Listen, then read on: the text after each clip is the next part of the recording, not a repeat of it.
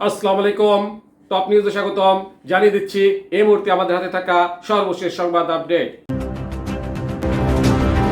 শুরুতেই থাকছে এনসিপি নেতার যন্ত্রণায় অতিষ্ঠ এলাকাবাসী। এরপরে থাকছে আমি কোটি টাকার মালিক নই, সব টাকা দুদক নিয়ে যেতে পারে সাবেক প্রধান বিচারপতি।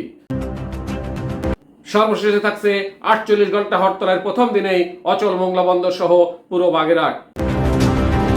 এতক্ষণ শুনলেন আপডেট সংবাদগুলোর শিরোনাম, এবারে বিস্তারিত। এনসিপি নেতা যন্ত্রণায় অতিষ্ঠ এলাকাবাসী। সুনামগঞ্জের দিয়ারা বাজার উপজেলা লক্ষ্মীপুর ইউনিয়নের চক বাজারে এনসিপি নেতা ও জেলা এনসিপি যুগ্ম সমন্বয়ক আতাউর রহমান স্বপনের বিরুদ্ধে ভূমি দখল, দোকানপাট সিলগালা, অবৈধ সীমানা প্রাচীর নির্মাণ সহ নানা অভিযোগ এনে মানববন্ধন করেছেন এলাকাবাসী। বুধবার 10 সেপ্টেম্বর সকালে এই মানববন্ধন অনুষ্ঠিত হয়। মানববন্ধনে ভুক্তভোগী ব্যবসায়ী ও এলাকাবাসীরা অভিযোগ করে বলেন, আতাউর রহমান স্বপন দীর্ঘদিন ধরে দলীয় প্রভাব খাটিয়ে বাজারে দাঙ্গাবাজি, সন্ত্রাসী কর্মকাণ্ড ও ভূমি দখলের মতো অপকর্ম চালিয়ে আসছে। চকবাজারের ব্যবসায়ী জুয়েল আহমেদ বলেন, এনসিপি নেতা স্বপন আমার প্রতিষ্ঠান জুয়েল ভ্যারাইটিজ স্টোরের দরজা জানলা ওয়েল্ডিং বন্ধ করে দিয়েছে, এমনকি দোকানের পেছনের জায়গায় অবৈধ সীমানা প্রাচীর নির্মাণ করেছে। তার যন্ত্রণায় আমরা অতিষ্ঠ হয়ে পড়েছি, প্রশাসনের হস্তক্ষেপ কামনা করছি। অন্য এক ব্যবসায়ী খায়রুল ইসলাম অভিযোগ করে বলেন, আমাদের আনন্দ টেইলার্স এর ক্ষেত্রেও একইভাবে দখল ও সিলগালার ঘটনা বর্ণনা দিয়েছে স্বপন। আমরা তার দৃষ্টান্তমূলক শাস্তি চাই। আমি কোটি টাকার মালিক নই, সব টাকা দুদক নিয়ে যেতে পারে সাবেক প্রধান বিচারপতি।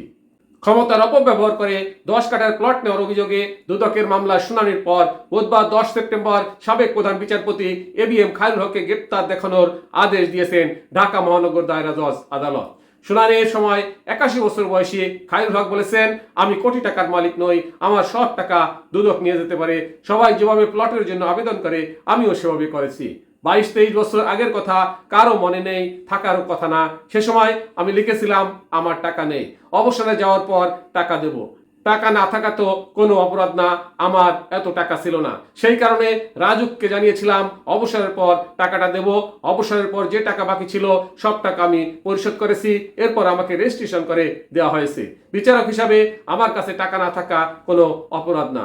তিনি অসুস্থতা, হার্ট অ্যাটাক এবং ডজন খানেক রোগের কথা উল্লেখ করে আদালতের কাছে যথাযথ বিবেচনার আবেদন করেন। তবে আদালত তার জামিনের আবেদন নাকচ করে গ্রেপ্তার দেখানোর নির্দেশ দেন।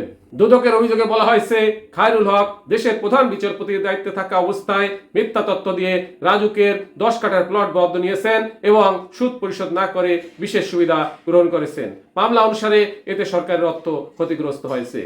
48 ঘন্টা হরতালের প্রথম দিনেই অচল মোংলা বন্দর সহ পুরো বাগেরহাট। জেলার 4টি আসন পুনর্বহালের দাবিতে ঢাকা 48 ঘন্টা সর্বাত্মক হরতালের প্রথম দিনেই অচল হয়ে পড়েছে মোংলা আন্তর্জাতিক সমুদ্র বন্দর সহ গোটা বাগেরহাট জেলা। বিএনপি জামায়াত সহ সর্বদলীয় সম্মিলিত কমিটির ডাকে হরতাল ও সড়ক মহাসড়ক অবরোধের কারণে বুধবার 10 সেপ্টেম্বর সকাল থেকে জেলার প্রধান সড়ক, মহাসড়ক, অফিস আদালত, ব্যবসা বাণিজ্য এবং শিক্ষা প্রতিষ্ঠানগুলো কার্যত অচল হয়ে পড়ে।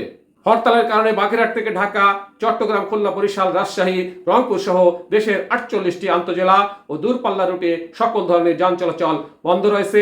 একই সঙ্গে মোংলা বন্দরের আমদানি রপ্তানি পণ্য পরিবহন ও স্থবির হয়ে পড়েছে।